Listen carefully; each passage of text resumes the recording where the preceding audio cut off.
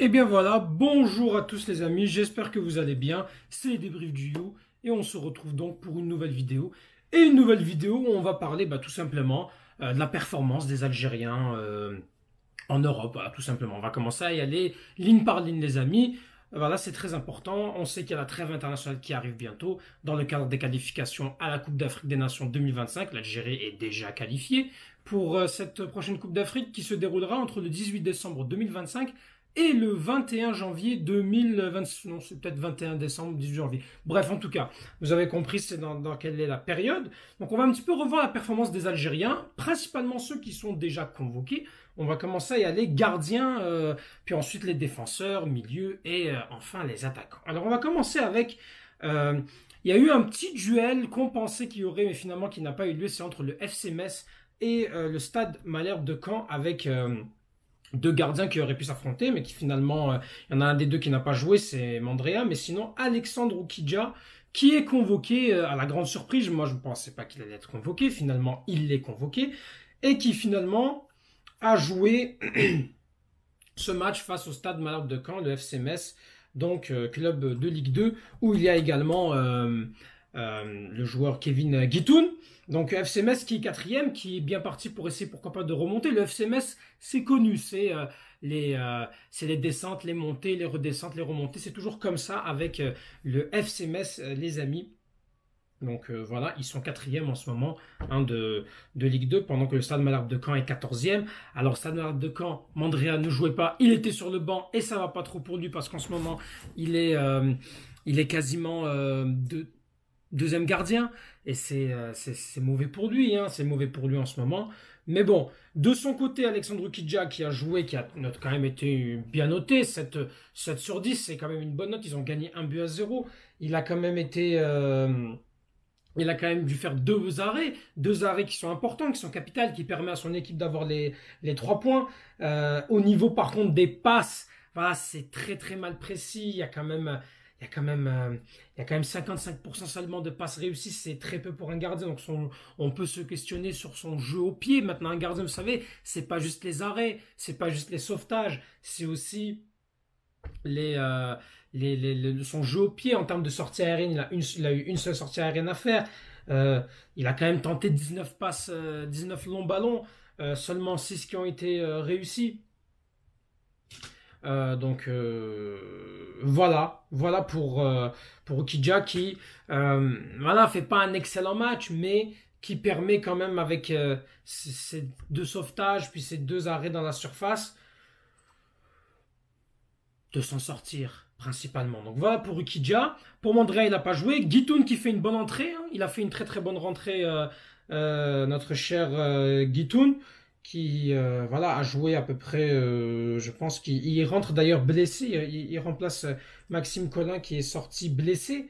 Donc il a quand même joué quasiment tout le match avec une note de 6,7. Voilà, il fait quand même une bonne rentrée. Il n'a pas beaucoup de rythme, il n'a pas beaucoup joué depuis que le FC Metz est descendu en Ligue 2. Mais ça peut être une option, ça peut être une option pour le latéral droit, sachant que Farsi, là, on sait que voilà, en novembre, ça va être la fin de saison pour lui. Donc après, est-ce qu'il va jouer ou non les prochains matchs pour Farsi? On ne sait pas, mais en tout cas, très intéressant donc de voir pour le poste latéral droit, sachant que Youssef Attal ne joue pas en ce moment, il joue que la Ligue des champions asiatiques, que en ce moment, ça va pas en ce moment, hein, ça va pas du tout pour notre cher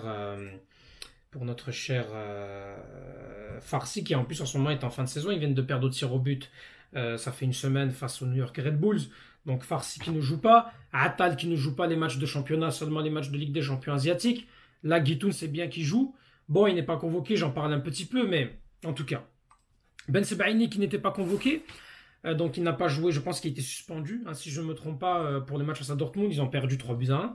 Sinon, il y a Lille qui a joué aujourd'hui, au moment où je vous parle, 2 buts partout face à Nice. Lille qui enchaîne que des gros matchs, et franchement, total respect au LOSC, qui fait vraiment de très très bonnes performances, hein, comparé à l'OM. Hein. Moi, vous me savez, j'adore l'OM, et pourtant ça joue comme des sgegs.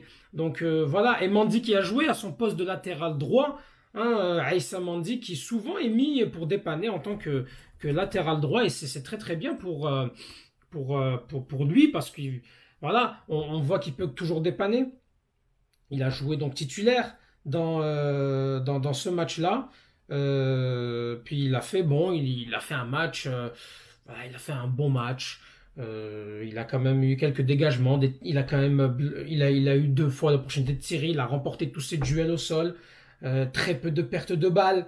C'est très très bien. C'est un match très parfait de la part de Aïssa Mandi, les amis. Donc voilà, 2 buts partout. C'est bien, on voit qu'il joue, il enchaîne, il est sur la fin, mais il a encore ce temps de jeu. C'est très très bien, hein. En ce moment, il fait un meilleur match que face à Lyon, un meilleur match que face à Lens, que face à Strasbourg, que face au PSG. Donc, tout va bien pour lui en ce moment. C'est très bien. Ça peut être mieux, mais en tout cas, il faudra nous trouver une autre alternative, même si pour moi, il jouera en défense centrale, hein.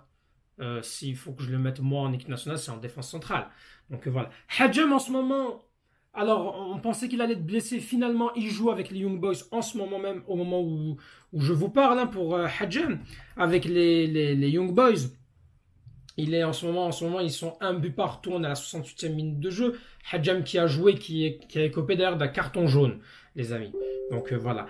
Ait Nouri, les amis, qui avec Wolverhampton a joué. Ils ont joué, je pense, hier. Oui, ils ont joué hier.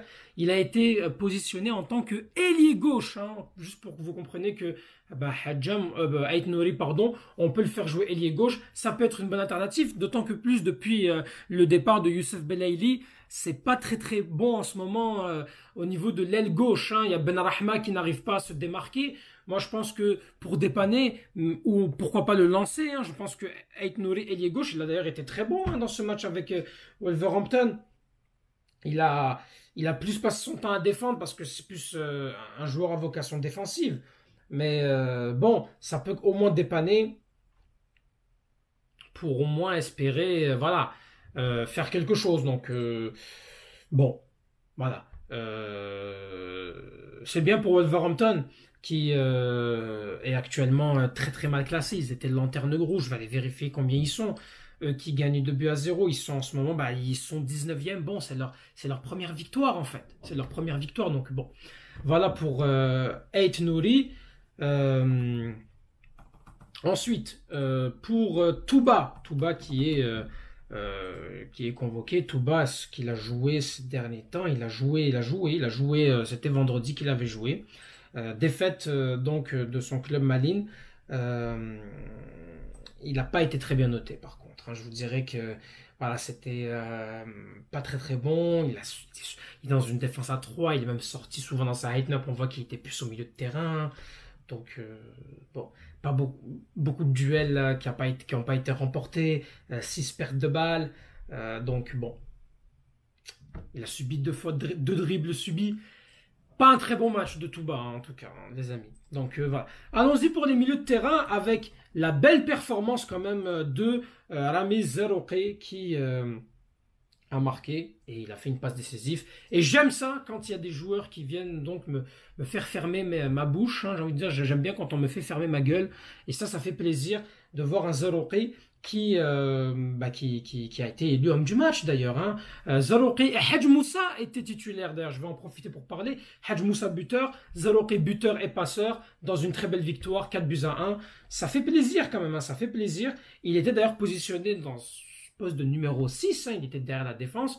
Donc ça fait plaisir, on espère que ça va se relancer, que son club va plus le faire jouer, parce que ça serait quand même intéressant de le voir un peu plus jouer, notre cher Zerouki, qui fait une très bonne performance. Bravo à lui, on espère qu'il va enchaîner un peu plus des matchs et on espère que ça va lui permettre de retrouver un peu plus la confiance. Et Hadj Moussa qui enchaîne après avoir marqué un but récemment en Ligue des Champions, là il vient de marquer, c'est son deuxième match, deuxième but, c'est très très bien, il est en train de confirmer, on espère qu'il va se lancer, qu'il va réussir donc à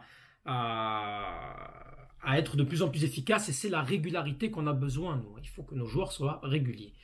Donc voilà les amis.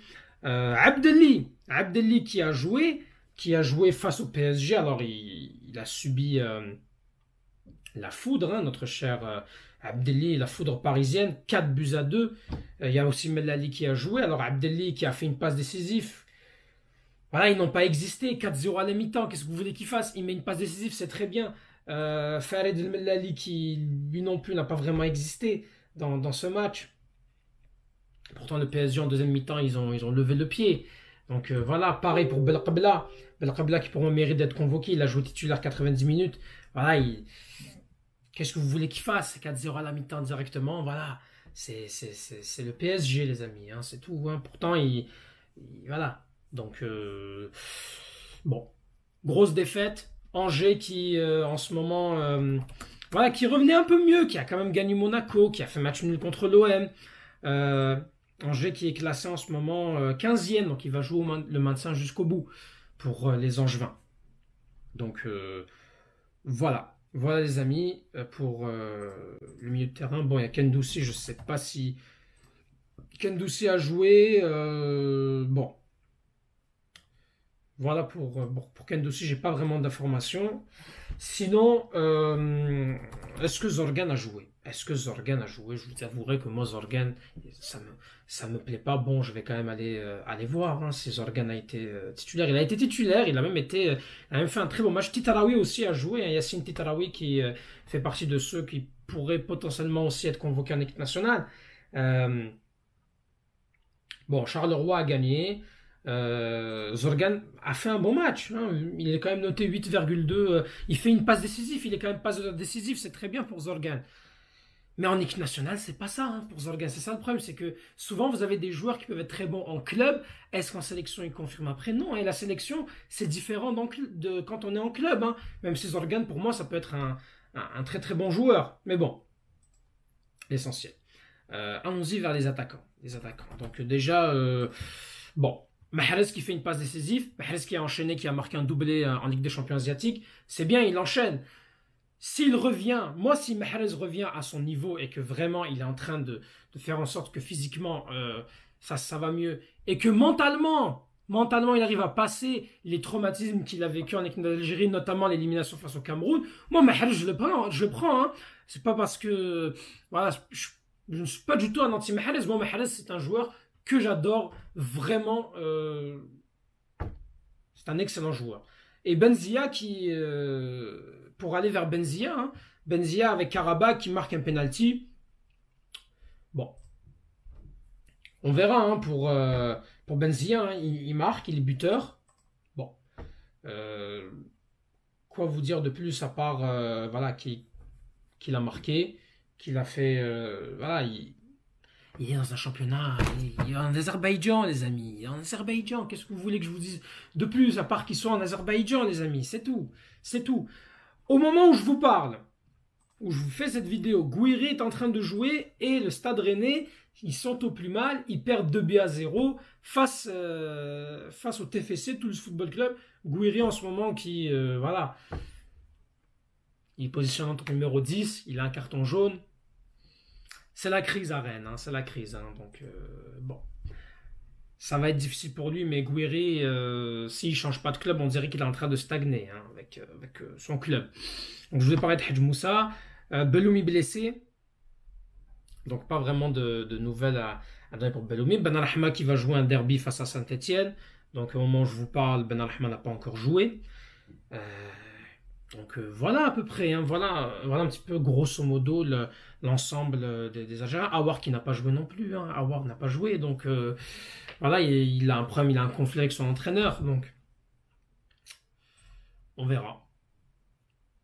Voilà, je ne sais pas si j'ai peut-être oublié un joueur ou quelque chose comme ça, je pense qu'on a fait plus ou moins le tour. Bounjah, je pense qu'il a joué, Bounjah, son dernier match, même si Bounjah, voilà.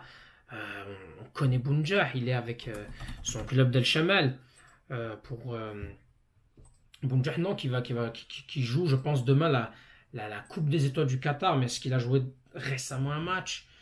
Non, il n'a pas joué depuis le 1er novembre, hein, Bounjah. Donc, bon, voilà. Et son dernier match, c'était 6-2 contre El Doha, une défaite. Il avait marqué. Donc, bon. Je pense que c'est tout hein, pour les joueurs. Ah oui, avant de vous oublier, le nouveau joueur Amin Chiaha qui avait qui est resté en travers d'un doublé quand même. Un doublé en Europa League. Excellent. Et en ce moment, Copenhague est en train de jouer. Il est sur le banc. Mais en Europa League, il a quand même marqué un doublé. Et pas des moindres. Hein, pas en Europa League, pardon. En Conference League. Et ça jouait quand même face à Istanbul Başakşehir. Ça perdait 1-0. Il vient, il égalise. Juste une minute après, Istanbul Başakşehir marque le deuxième but. Et il égalise dans la foulée. C'est un joueur qu'on devrait essayer. Pour moi, il a des qualités techniques. Et je pense qu'il pourrait être le prochain neuf. Donc voilà pour Sheikha. Donc très bonne nouvelle pour lui. J'ai pas eu l'occasion d'en parler lors de l'Europa League. Donc de l'ensemble des performances des Algériens. Mais en tout cas, hier, il y a eu le Hertha Berlin qui a joué pour Maza, positionné en tant qu'ailier gauche. Bon, ils ont perdu 3-1.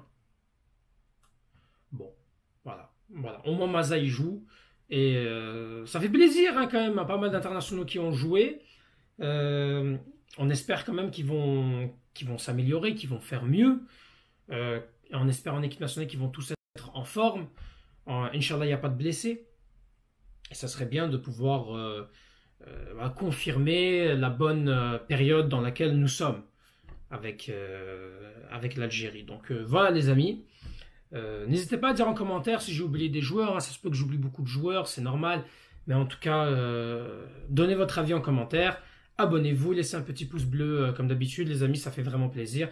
Et merci à vous. Tahal Jazer et Palestine Shuhada.